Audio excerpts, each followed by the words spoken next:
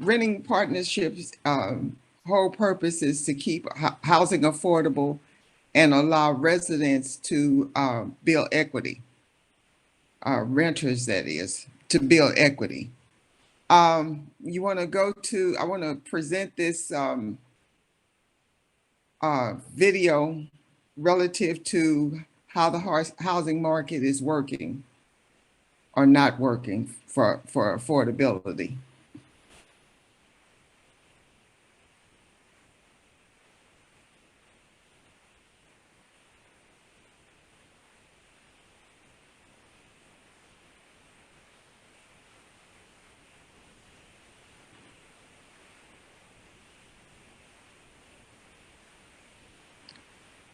Go down on the screen, there should be a hookup for that. But, oh, there it is. Thank you.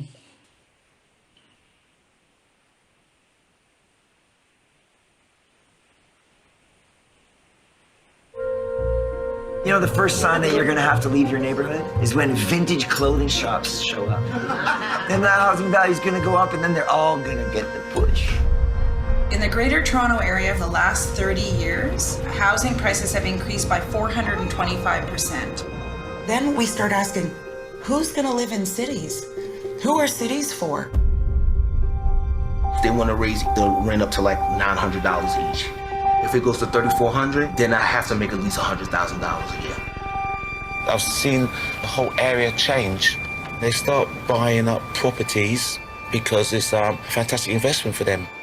When I hear people today saying it's gentrification, one reaction, an ironic reaction, is if only. It's much deeper than that. Owning the house is only a means to making money. New owners have taken over. We haven't met them, we haven't seen them, we don't know anything about them. It could be Frosty the Snowman for all I know. I heard one of the councillors said, if you can't live in Notting Hill, then you shouldn't be in Notting Hill. Who the fuck is he to say something like that? I can stand in the middle of the street and no traffic coming. Paradisi fiscali sono il luogo dove il capitalismo legale si incontrano. Gold is not a human right. Housing is. We need to reclaim the fundamental right to housing.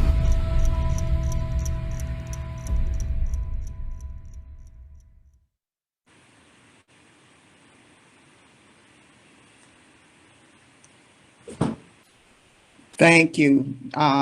What that video was about was the financialization of housing. Housing has become a financial asset. It is used to generate profits because generally a home is the first asset that an individual has. And now that corporations and trusts and other people who see it truly as a source of income, as opposed to a person's right to have a home, has transformed it into an economy, period. Next slide, please.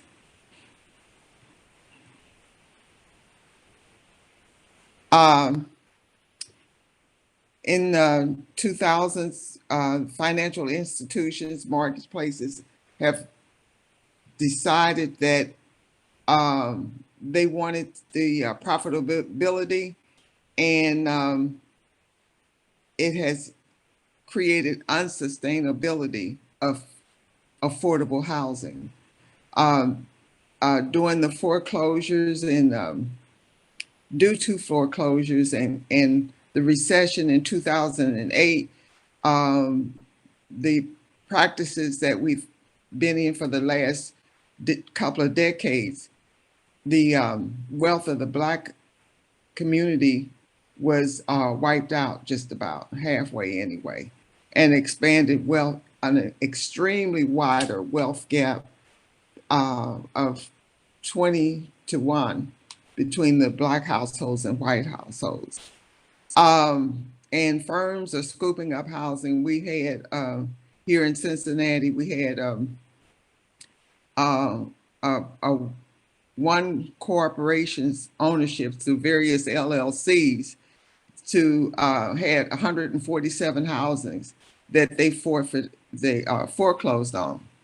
So it's that kind of purchase of affordable housing that is creating a problem for us. Next slide. Housing should be a right, an equal right for everyone to be able to have a house, to stay long term, be a part of the upkeep and decisions relative to the housing, and to build wealth and to keep housing affordable.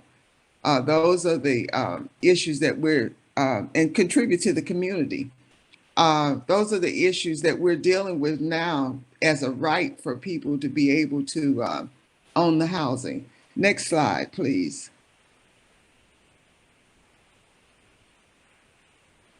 There are policies that are in place that housing policies that are in place that somewhat stifle the right of to create housing and to keep rents affordable.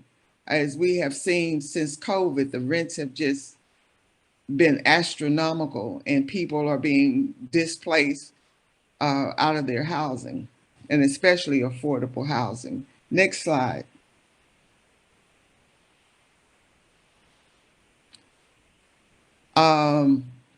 The housing tax credit has been the main source for a lot of the loss of the truly affordable housing, because that has been the one policy that has created this profitability of housing, is the low-end LIHTC funding, low-income housing tax credits.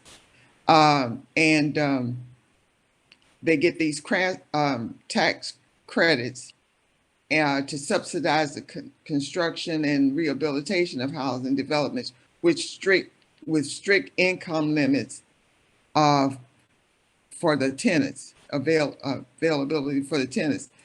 We've seen it goes under the affordability, but it misses a market in between being able to purchase a home and having to be on subsidy.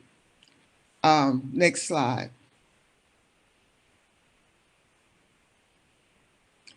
Renting partnerships, cooperatives. We address that. We have a strategy that we use in order to address the affordability, the sustainability, and the community building for renters that sometimes cannot have subsidy because they get 50 cents an hour on the dollar, more than what the guidelines say for a person to receive assistance. Next slide.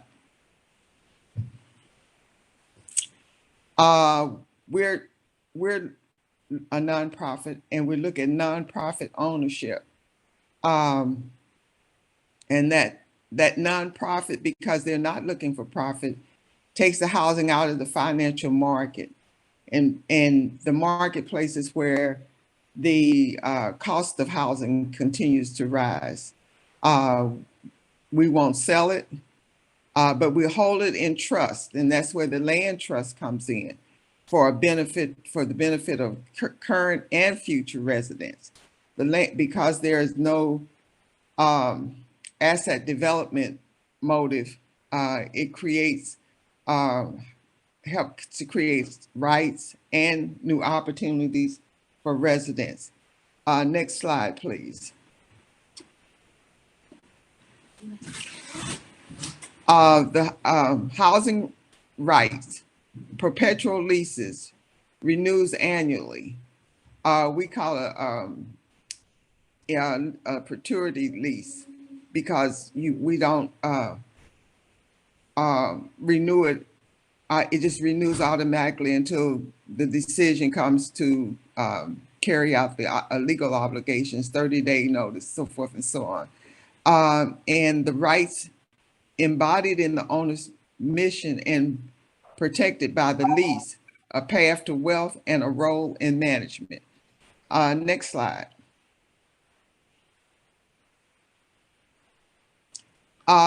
We adding value.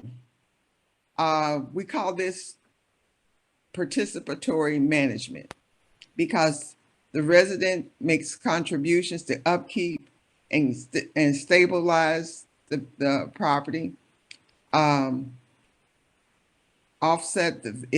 offsets the vacancy factor and the turnover expense and the financial credits, and it results in the renters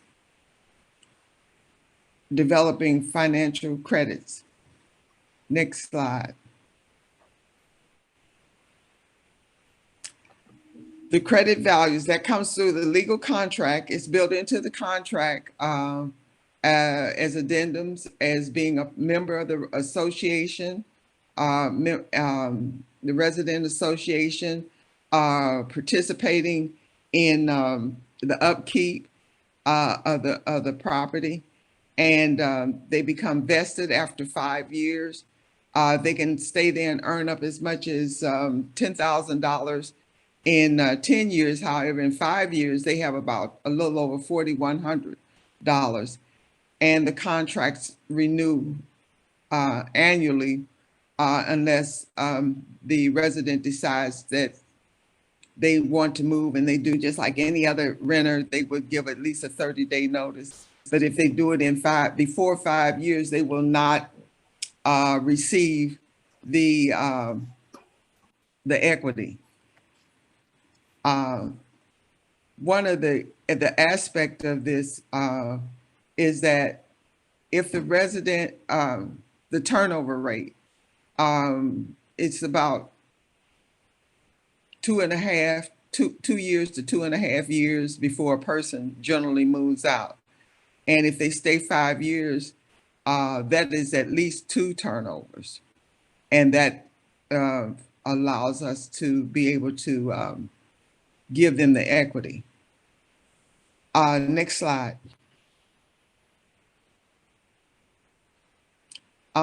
This is our first project. It was in St. Anthony Village in Over the Rhine, which is the neighborhood that is just north of our downtown, which the downtown is just north of the Ohio River.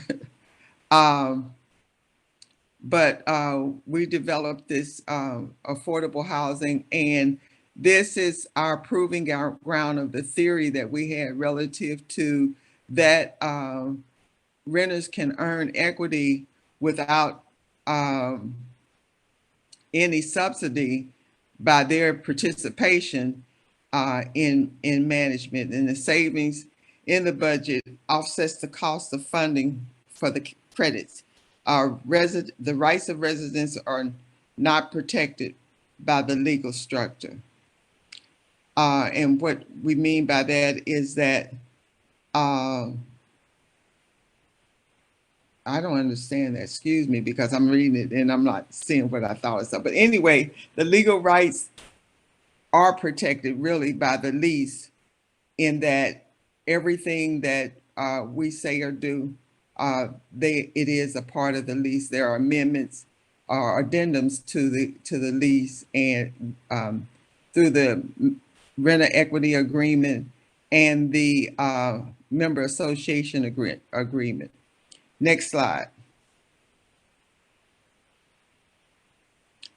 This is our more recent project is on the left, but that's what it looked like. This the first one that looks with the awnings on it was our first project after we left Cornerstone, because we were at Cornerstone when we had the initial development, and created renting partnerships.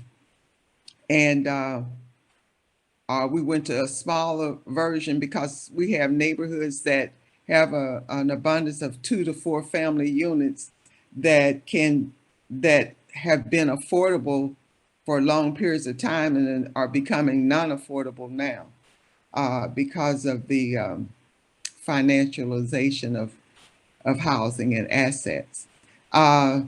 Next slide.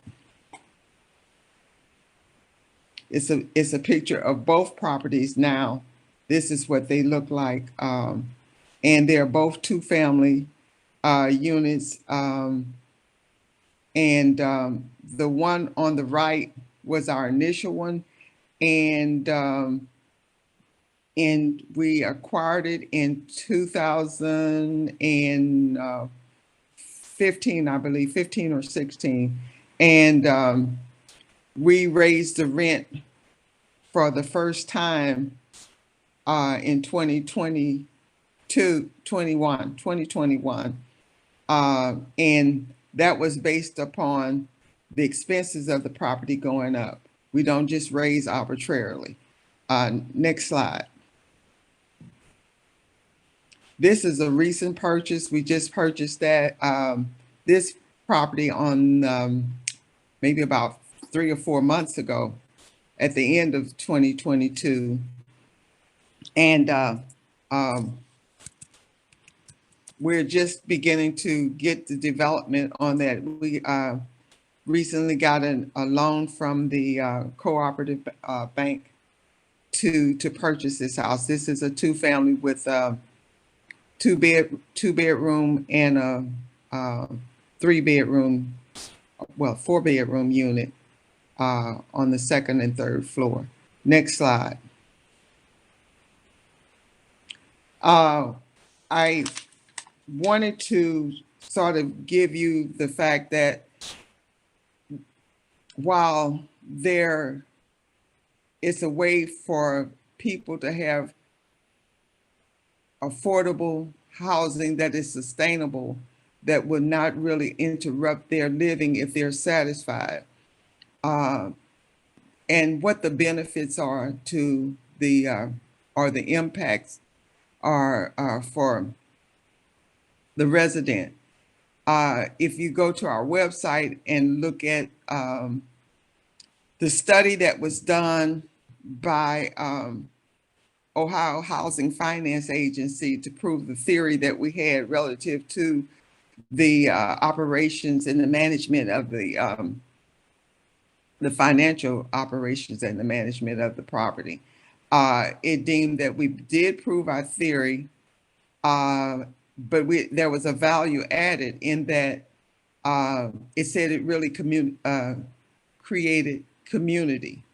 That was the residents' initial response relative to them being involved in the renter equity participatory management system.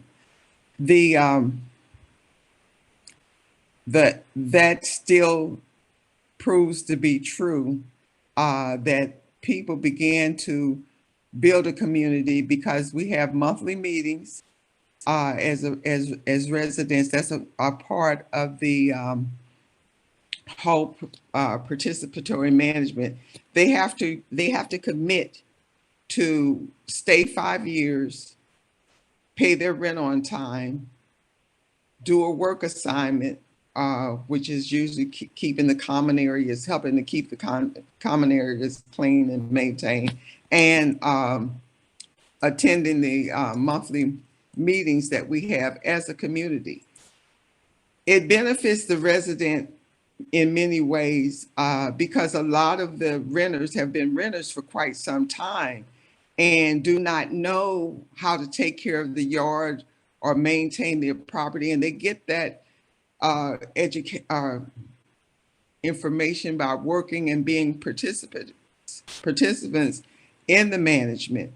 We go over the budget, and they get to understand why the budget and how it affects your rent, how it goes up and down relative to that. And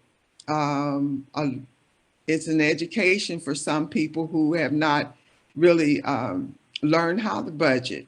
It also builds the community by building trust, because we're meeting every month and we're becoming knowing each other and going through and setting policies that we all begin to live by.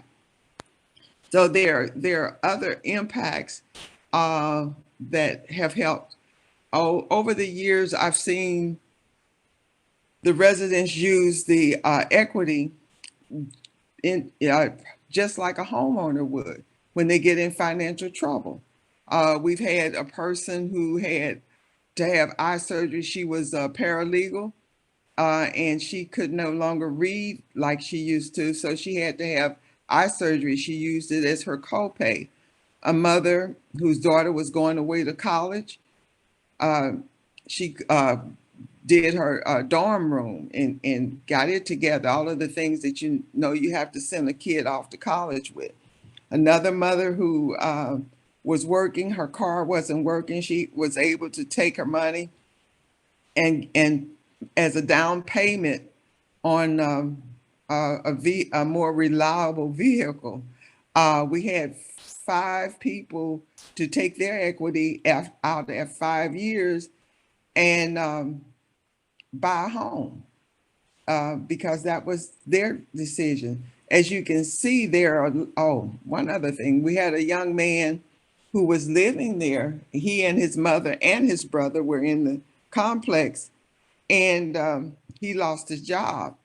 And he took his equity out, and he went and he moved to California with a new job. So it affords a person the ability to have resources when they have a financial situation. So now I'm opening for comments and questions.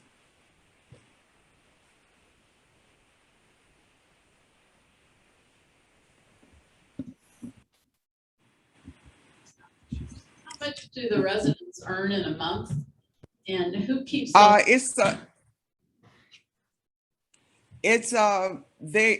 have a sort of like a mortgage document where we used it at, I think it was 10% interest, 7% interest for 10 years on a $10,000 loan, and we use it so they earn a different amount. When they first start off, the first payment is like 57.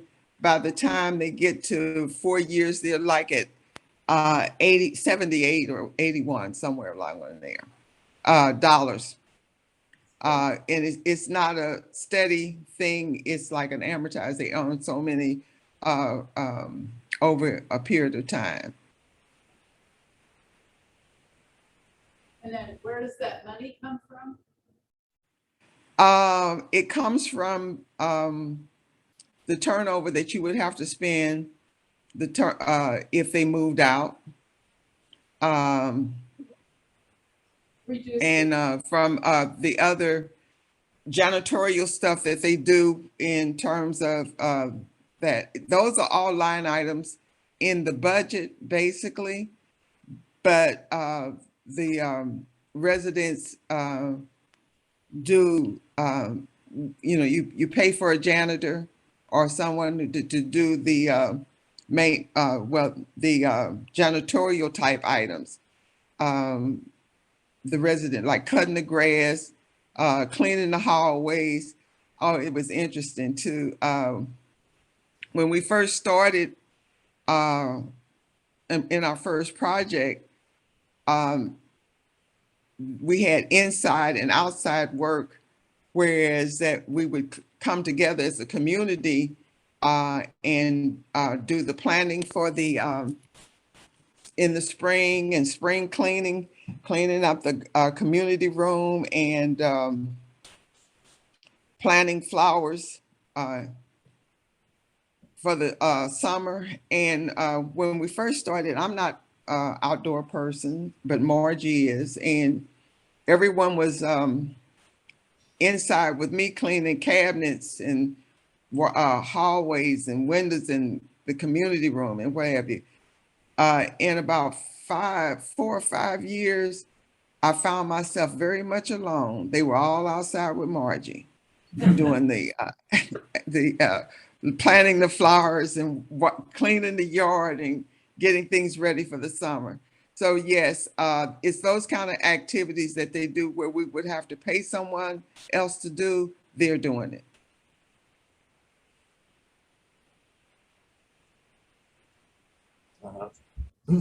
Hey, Carol, we got some questions on Zoom. Use the microphone, Jerry. Oh, thank you. Okay, and this question comes from Richard. Richard asks, is a portion of their rent contribution set aside in renter equity accounts? If yes, how much? Maybe dollar amounts, percentage of monthly rent.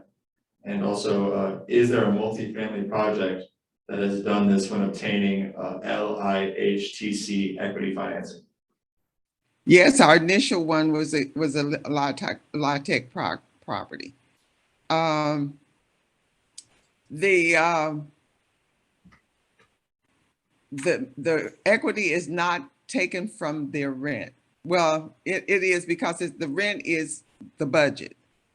So we have which was really my job, was to do the inspections weekly to make sure that they are doing their task and earning their equity. And I make a log of that, and that is taken out of the budget and set aside as a reserve for each person on the rent, on their equity. They don't earn equity if they don't pay their rent on time. They don't earn equity if they're not at the monthly meeting. They don't earn equity if they don't do their assignment.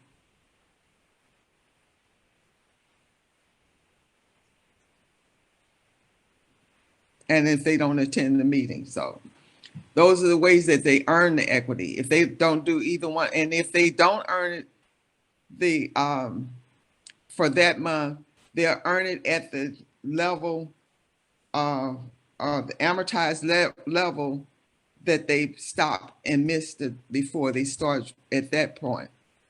So everyone doesn't earn the whole amount because life happens. Kids have things at school, the parents got to go, so they're not there. Sickness occurs, they're not there. So they don't earn equity that particular month.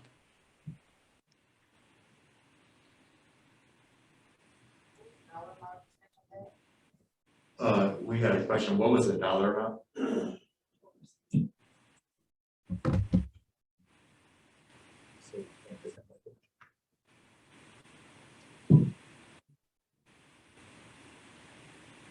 What was the dollar? could we have it asked again? I was just wondering what was the dollar amount or the percentage rate of the equity that's put in for each person, each tenant? Carol, did you hear If that? someone could repeat what she said, I didn't hear everything. It was going in and out. Yeah, she asked what was the dollar amount? How do you determine how much equity each tenant gets? Each tenant gets the same amount because we have an amortization schedule, basically, that says what the earnings is per month, not per person. Everybody earns that. Everybody starts at that $50 and some 70 something cent. It's amortization. And as you know, amortizations they put so much interest in during one time, and then after so many years, the interest decreases and you're basically paying principal. It's the same philosophy there.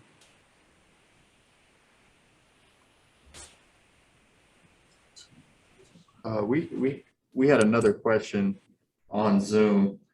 This one comes from Sam. Sam asks, do co-op programs help connect residents to other supportive services to help them become more independent and financially stable? Well, we know the resources if they have a need that applies to something other than what we can do, because everyone, life happens and people need assistance beyond what they can provide or come into contact themselves. So we do work with the different social agencies that are in our city that will help a person. We will lead them in that direction. However, I think that one of the things that we do that a lot of rental properties don't do is that we involve them in every aspect of management, which brings about an education in itself by going over the monthly budget, understanding why we have to raise rent is if we don't. I mean, if we don't educate, they know that. They learn about gardening and taking care of property. They learn about each other and begin to support each other and build a community. So those are some of the rewards that come out of the participatory management. One of the things that we do is that we have orientation. They select themselves to be a part of this. They have to attend three monthly, 3 orientation meetings before they can even rent.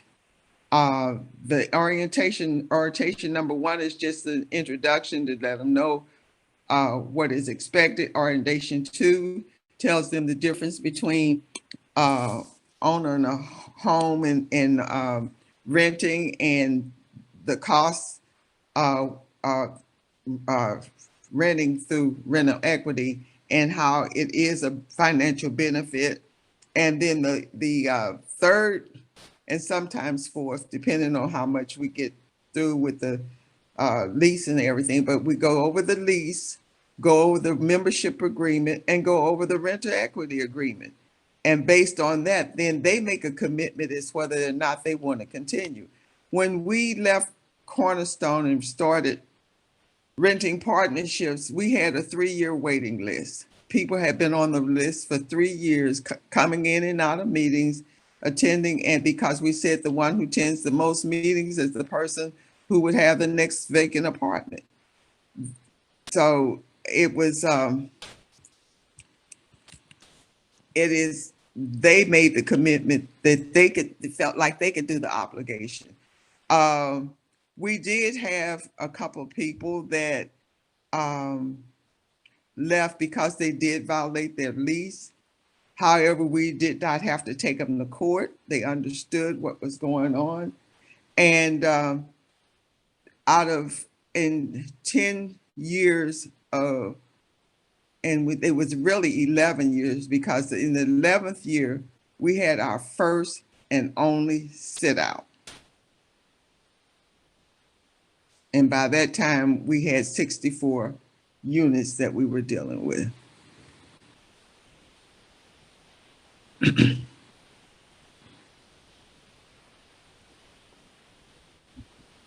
Carol, the question was, what's the sit out?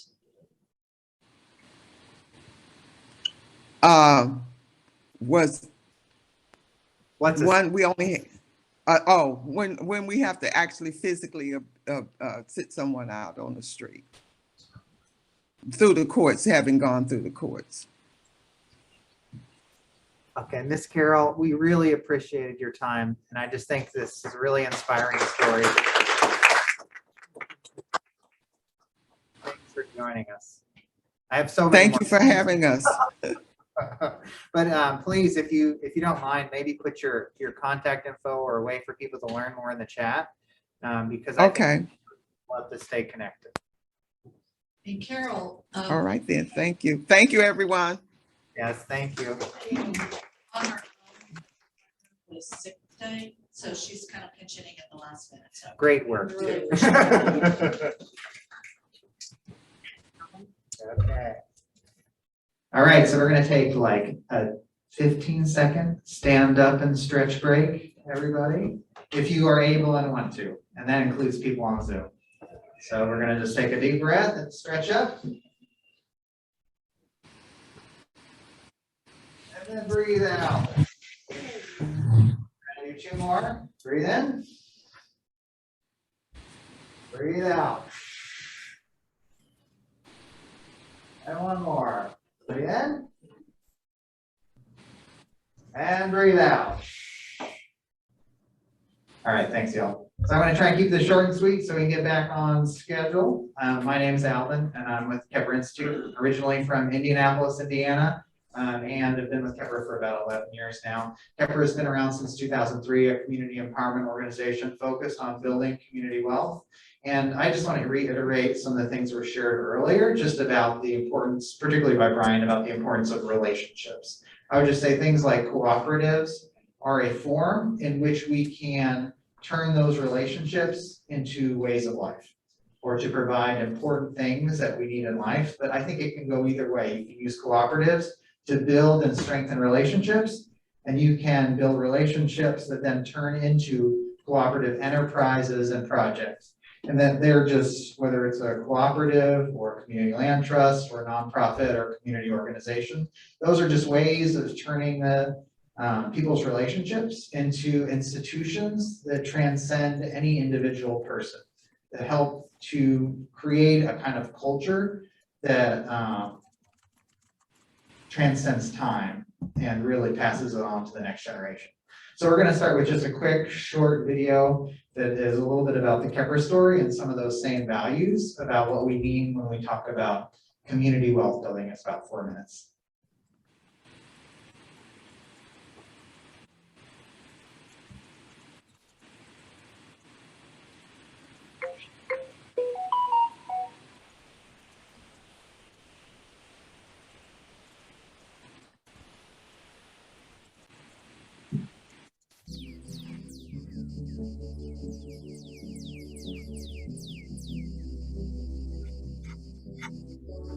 Community means something different round here. Love's breeding ground born new, blossoming into barraging stories of blackness, banter, and bustle through blues like blood couldn't make us any closer. This be communion.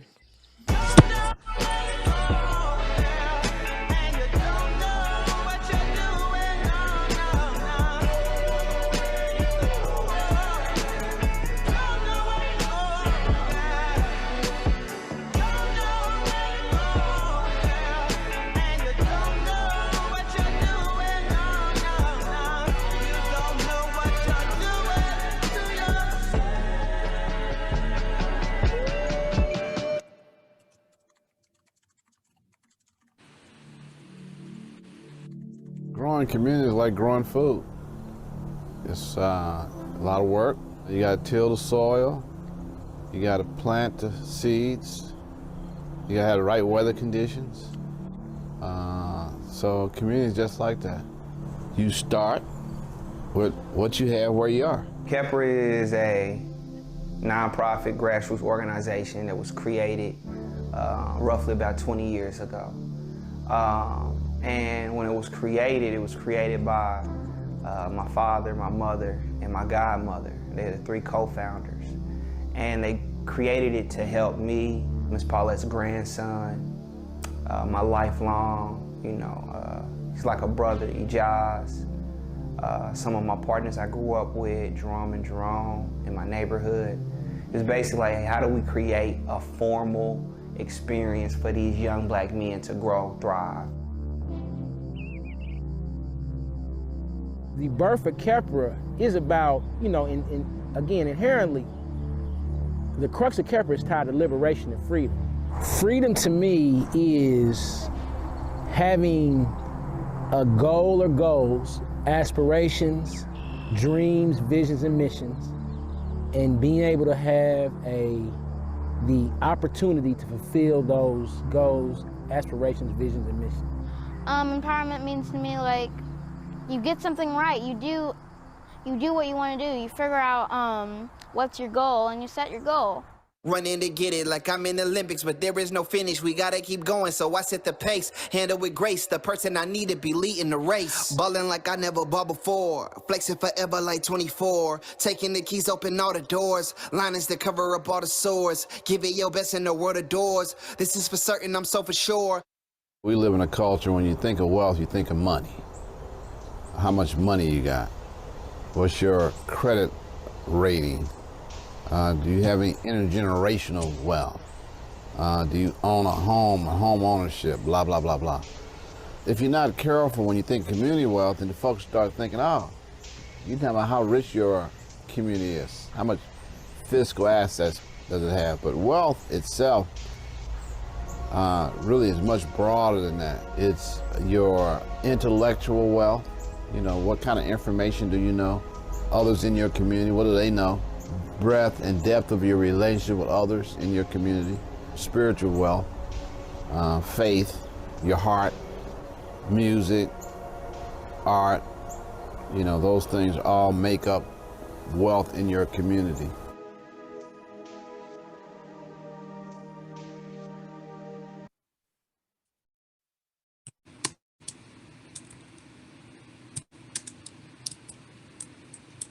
It's community gardening. The Entrepreneur Center we're renovating and building at 38th and Illinois, the 17 acres that we bought on the south side of farmland. But really all those projects are really one thing, which is the development of relationships, the development of people with a strong emphasis on young leaders, but highly intergenerational. That really those relationships are the building block to creating anything, whether it's a garden or a community land trust, a cooperative, etc. So next I'm going to show just a short video, about 10 minutes, that explains what a community land trust is. So Kheprw, along with partners from around the city that have been a part of the Homes for All Coalition, some people in the room today have been involved in starting a community land trust for Indianapolis. And again, like Brian said, it's a lot of work and it takes time to build those relationships and trust. And even it takes time sometimes for the opportunity to come out of the ground, for the time to be right for something to happen. So we'll go ahead and play that real quick and then we'll pretty much open it for any questions people have.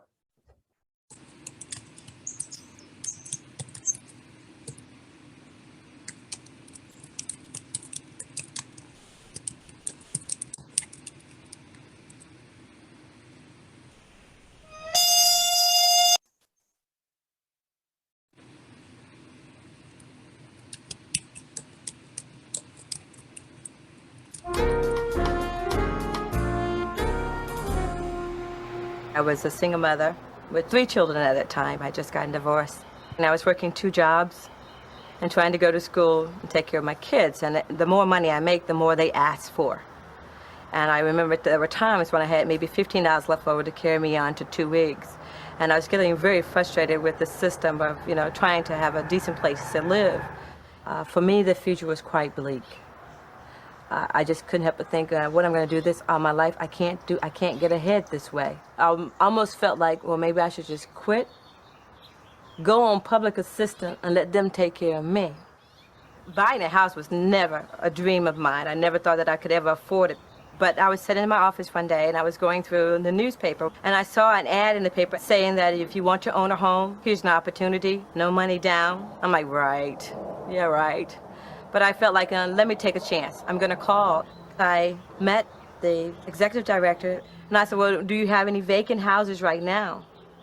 And she said, yes. And she brought me over to Exum Street, and the house was just in repair. But I loved it. I'm a country girl. I love the old houses. I love the front porch. I went inside, and it had the high ceilings, and I was like, this is it. This is my house. The organization Linda called was the Durham Community Land Trustees, based in the West End neighborhood in Durham, North Carolina, next to the upscale neighborhood surrounding Duke University. The Durham Land Trust, like many others around the country, was started to improve and preserve the deteriorating local housing stock that had been abandoned by absentee property owners. If you drive through Durham, you'll see there's a lot of houses that are boarded up, and that's because absentee landlords can come in. They know that there are a lot of low to moderate income people that need housing. A lot of substandard houses, they used to be called liquor houses, if you want to put it. Actually, 4 walls, windows, no heat, and people used to come and stay for a little while. The landlords didn't do anything. They never complained. A lot of people don't know that they have a voice to say, I don't deserve to live this way. they can't afford anything better, so that landlords don't have any pressure behind them to fix it up. During the era of about 1950, the elder people started dying out. And then that's when the landlords started moving into this area. Little by little, they took the houses over.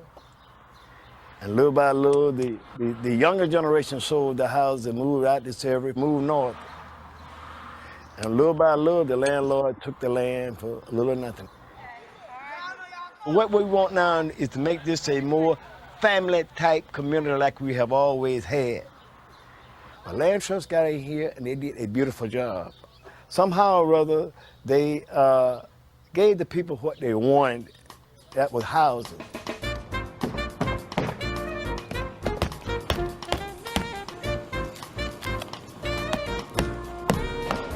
This is a typical Durham Community Land Trustee rehab. We've gutted it with volunteer efforts. We will take this house, and where there's tongue and groove hole, it'll be all new sheetrock, all new walls, new windows, new doors, fully insulated from the attic to the floors, actually blown into the walls.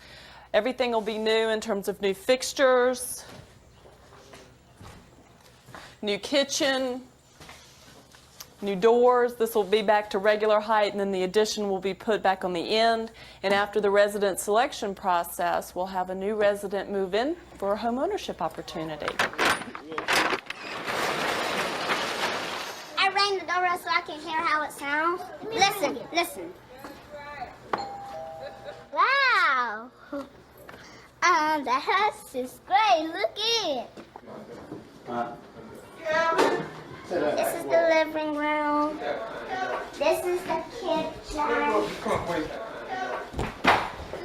this is what here's the bathroom. And this is my room. Is that where you say you want to be?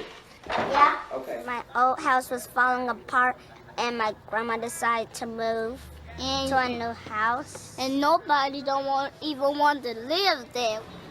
Come on up, pick up on it.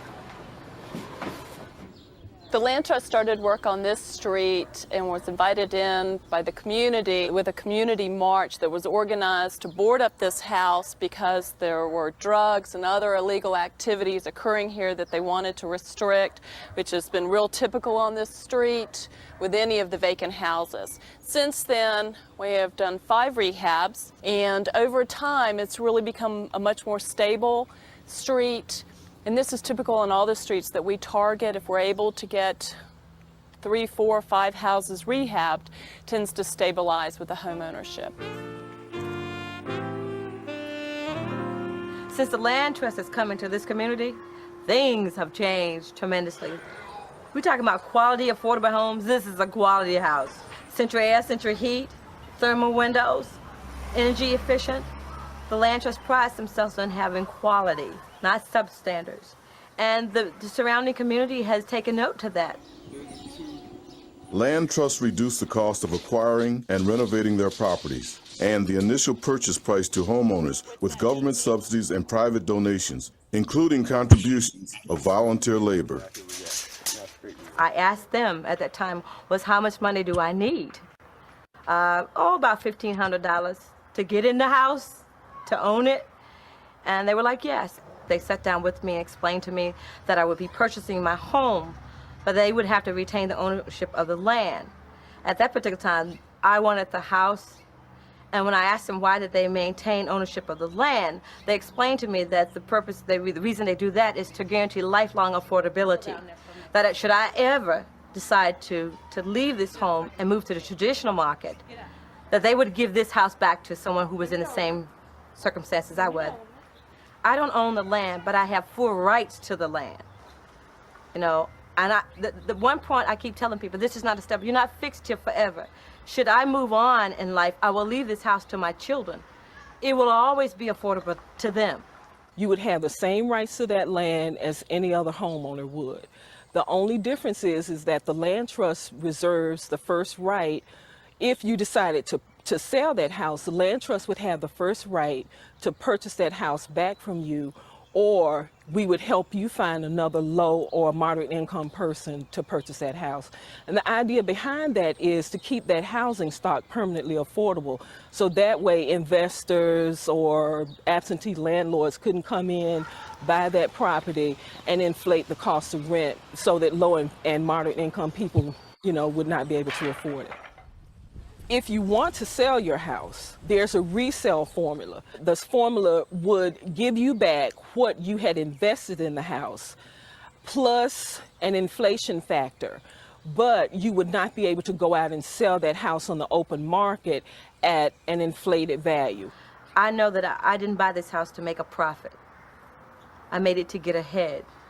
I always wanted to give that another person the same opportunity that I did. This is not the traditional market. You have to understand that principle before you buy a land trust house. All right, man, you want to set the table for me? You or your children must live in the property at least 6 months out of the year. I can't decide, well, I want to move to California for 6 months, so I want to sublease it to somebody. That's also part of the ground lease. You cannot do that. Land trust has built-in safety measures, too. It's meant to protect those who really need it, not those who are trying to get over on the system. It's very different from just owning land and a piece of property that's all yours. This is ours, but it's also the community's. And so, we're not in this by ourselves, and we never will be. And if we keep the house and pass it on to our descendants, they won't be in it by themselves either. They will sort of inherit our connection with the neighborhood and with the other land trust houses.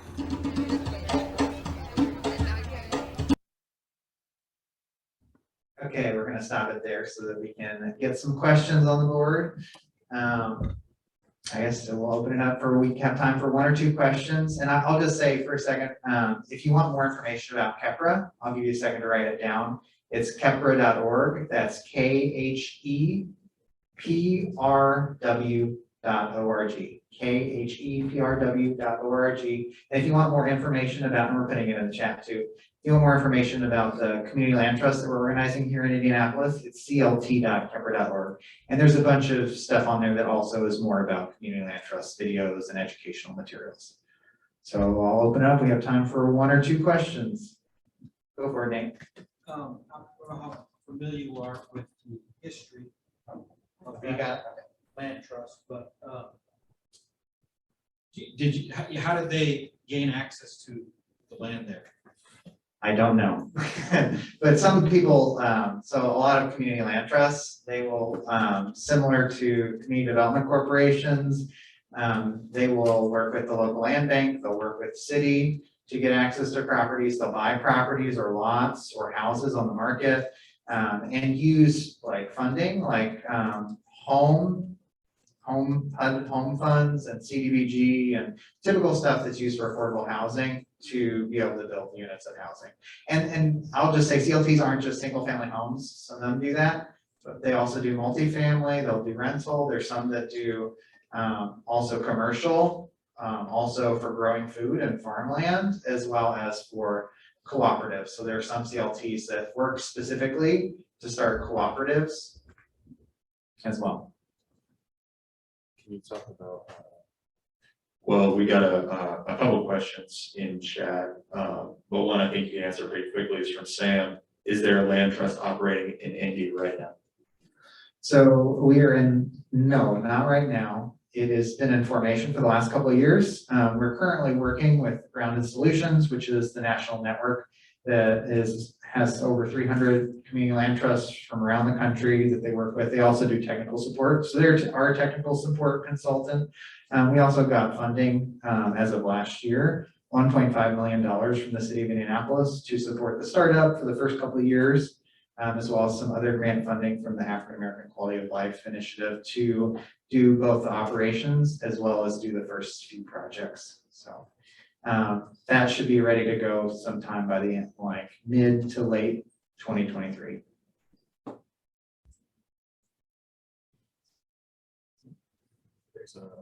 There's another question on Zoom here from Wahid. Good to see Wahid. Are land trusts protected from eminent domain?